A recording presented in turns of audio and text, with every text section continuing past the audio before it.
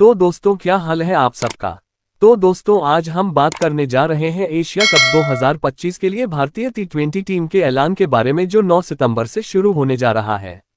जी हां दोस्तों, बीसीसीआई ने इस टी20 टूर्नामेंट के लिए 16 सदस्य की स्क्वाड की घोषणा कर दी है और इस बार स्क्वाड में कुछ ऐसे नाम शामिल हैं जिन्हें देखकर विपक्षी टीमें थर थर कांपने वाली हैं। दोस्तों सूर्य कुमार यादव इस युवा और अनुभवी स्क्वाड की कप्तानी करेंगे। लेकिन इस टूर्नामेंट में सबकी नजरें 14 सितंबर को दुबई में होने वाले भारत पाकिस्तान के महामुकाबले पर टिकी हैं। तो आखिर इस स्क्वाड में कौन कौन से खिलाड़ी शामिल हैं, भारत का पहला मैच कब और किसके खिलाफ होगा और क्या सूर्य कुमार यादव फिट होकर मैदान पर वापसी करेंगे, पूरी जानकारी हम आपको बताने जा रहे हैं। लेकिन उससे पहले आप हमें कमेंट में जरूर बताएं कि क्या भारत इस बार सूर्य कुमार यादव की कप्तानी में एशिया कप का खिताब जीत पाएगी और क्या भारत को पाकिस्तान के खिलाफ मैच खेलना चाहिए या नहीं। दोस्तों जैसा कि आप सभी जानते हैं कि भारतीय क्रिकेट टीम ने हाल ही में इंग्लैंड के खिलाफ 5 मैचों की टेस्ट सीरीज खेली थी जो 2-2 से ड्रॉ रही थी। सीरीज में कप्तान शुभमन गिल और युवा बल्लेबाज साई सुदर्शन ने शानदार प्रदर्शन किया था। साई सुदर्शन ने अपने डेब्यू टेस्ट में ही अपनी तकनीक और आक्रामकता से सभी को प्रभावित किया था। अब टेस्ट सीरीज खत्म होने के बाद भारत का ध्यान पूरी तरह से एशिया कप 2025 पर है। टूर्नामेंट के लिए बीसीसीआई की सीनियर पुरुष चयन समिति के चेयरमैन अजीत अगरकर ने एक ऐसी स्क्वाड तैयार की है जो मैदान पर आग उगलने के लिए तैयार है। अगरकर ने एक प्रेस कॉन्फ्रेंस में कहा, एशिया कप हमारे लिए एक बड़ा मौका है। हमने एक ऐसी टीम चुनी है जिसमें युवा जोश और अनुभव का शानदार मेल है।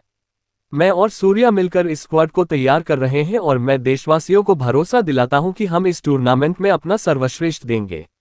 दोस्तों अजीत अगरकर द्वारा घोषित की गई संभावित प्लेइंग 11 में साई सुदर्शन और यशस्वी जायसवाल ओपनिंग करते दिखाई देंगे। मिडिल ऑर्डर में सूर्य कुमार यादव, शुभमन गिल और श्रेयस अय्यर जैसे खिलाड़ी पारी को संभालेंगे। विकेटकीपर के तौर पर संजू सैमसन को मौका मिला है। ऑलराउंडर के रूप में हार्दिक पांड्या, अक्षर पटेल और वाशिंगटन सुंदर को शामिल किया गया है। गेंदबाजी की बात करें तो तेज गेंदबाजी की कमान अर्शदीप सिंह और मोहम्मद सिराज संभालेंगे, जबकि स्पिन गेंदबाजी के लिए कुलदीप यादव और वरुण चक्रवर्ती को चुना गया है। आपको बता दें एशिया कप 2025 का आयोजन 9 सितंबर से 28 सितंबर तक यूएई के दुबई और अबू धाबी में होगा। इस टूर्नामेंट में कुल 8 टीमें हिस्सा लेंगी जिन्हें 2 ग्रुप में बांटा गया है।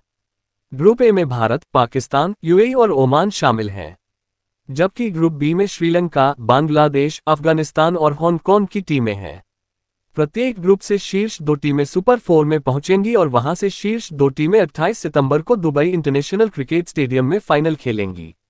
दोस्तों भारत का शेड्यूल इस प्रकार है। 10 सितंबर भारत बनाम यूएई, 14 सितंबर भारत बनाम पाकिस्तान, 19 सितंबर भारत बनाम ओमान। इसके बाद सुपर 4 के मुकाबले 20 से 26 सितंबर तक होंगे और फाइनल 28 सितंबर को होगा। भारत और पाकिस्तान के बीच ग्रुप चरण के बाद सुपर 4 और फाइनल में भी मुकाबले की संभावना है, जो इस टूर्नामेंट को और भी रोमांचक बनाता है।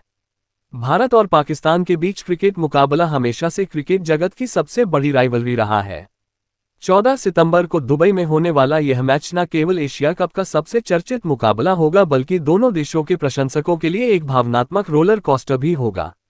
भारत और पाकिस्तान टी20 मुकाबलों में अब तक 13 बार आमने सामने हो चुकी हैं, जिसमें भारत ने 10 बार जीत हासिल की है, जबकि पाकिस्तान को केवल 3 जीत मिली है। पाकिस्तान की टीम इस साल अब तक 14 टी20 मैच खेल चुकी है और एशिया कप से पहले यूएई के खिलाफ 5 और टी20 मैच खेलेगी। इसका मतलब है कि भारत के खिलाफ मुकाबले से पहले पाकिस्तान के पास 20 टी20 मैचों का अनुभव होगा। दूसरी ओर भारत ने इस साल केवल 5 टी20 मैच खेले हैं जो इंग्लैंड के खिलाफ थे और उस सीरीज में भारत ने 4-1 से जीत हासिल की थी। इस अनुभव के अंतर के बावजूद भारत की मजबूत बल्लेबाजी और संतुलित गेंदबाजी उन्हें इस मुकाबले में फेवरेट बनाती है। दोस्तों अब बात करते हैं एशिया कप 2025 के लिए भारतीय टीम की पूरी स्क्वाड की। इस स्क्वाड में कई अनुभवी खिलाड़ियों की वापसी और कुछ नए चेहरों का शामिल होना इस टूर्नामेंट को और भी रोमांचक बना रहा है। सबसे पहले बात करते हैं सलामी बल्लेबाज साई सुदर्शन की। साई ने आईपीएल 2025 में ऑरेंज कैप जीतकर सभी का ध्यान खींचा था। उनकी तकनीकी बल्लेबाजी और आक्रामक शॉट्स ने उन्हें इस स्क्वाड में जगह दिलाई है। टी20 में उनकी आक्रामकता और बड़े स्कोर बनाने की क्षमता भारत को मजबूत शुरुआत दे सकती है। दूसरी ओर यशस्वी जायसवाल हैं जो इस स्क्वाड में दूसरे सलामी बल्लेबाज हैं। यशस्वी ने रोहित शर्मा के साथ कई बार शानदार ओपनिंग साझेदारियां की हैं।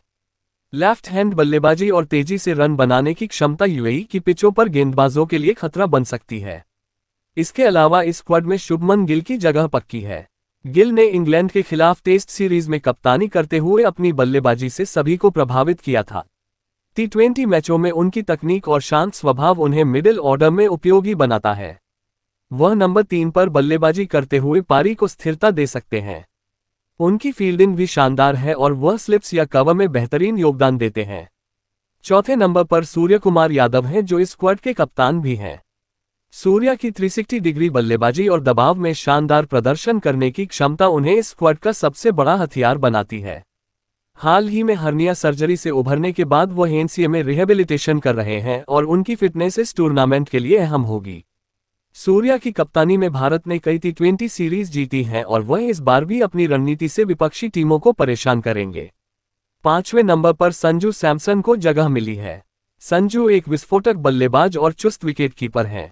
उन्होंने 2024 में टी20 मैचों में शानदार प्रदर्शन किया था और आईपीएल 2025 में भी उनकी बल्लेबाजी ने सभी को प्रभावित किया। उनकी आक्रामकता और विकेटकीपिंग में चुस्ती स्क्वाड को लचीलापन देती है।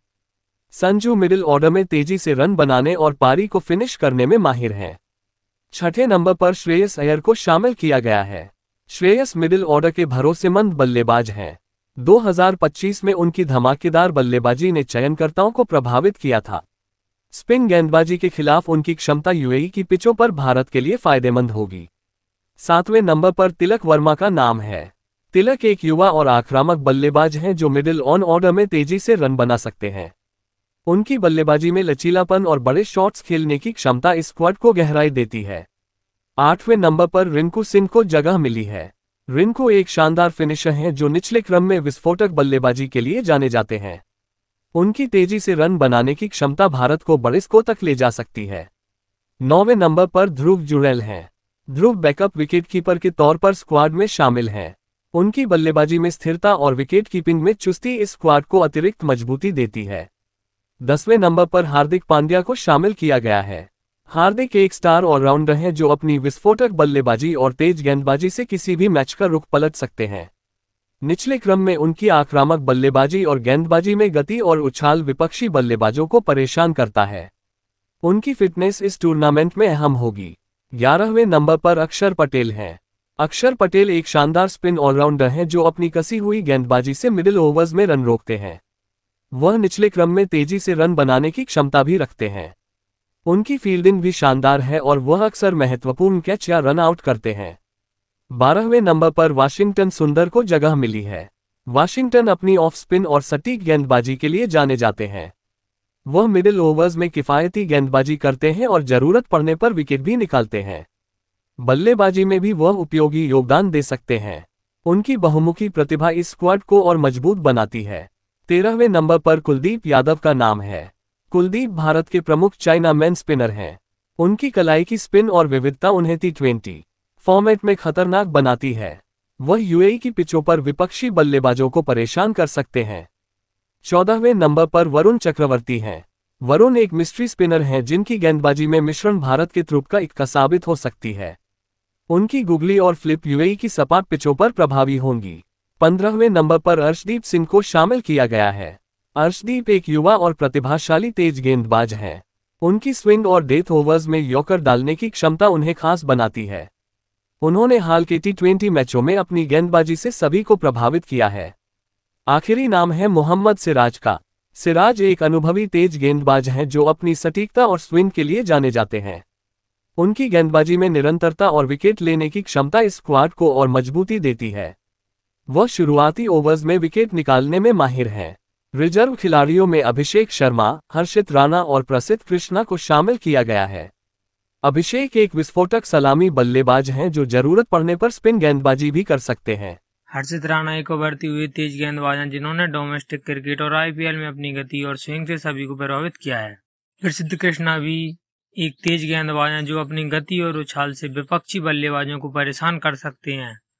तो दोस्तों, हमने आपको बताया कि चेयरमैन अजीत अगरकर और कप्तान सूर्य कुमार यादव द्वारा चुने गए इस स्क्वाड में किन किन खिलाड़ियों को मौका मिला है। जैसा कि आप सभी जानते हैं, साई सुदर्शन और यशस्वी जायसवाल ओपनिंग जोड़ी इस टूर्नामेंट में भारत को तेज शुरुआत दे सकती है। वहीं संजू सैमसन की विकेट कीपिंग और बल्लेबाजी भी देखने लायक होगी। लेकिन दोस्तों, आपको क्या लगता है, अजीत अग्रकर ने स्क्वाड चुना है वह सही है या इसमें कुछ बदलाव होने चाहिए? क्या भारत इस बार एशिया कप का खिताब जीत पाएगी? अपनी राय हमें नीचे कमेंट में जरूर बताएं। ऐसी अपडेट के लिए हमारे चैनल को सब्सक्राइब कीजिए। धन्यवाद।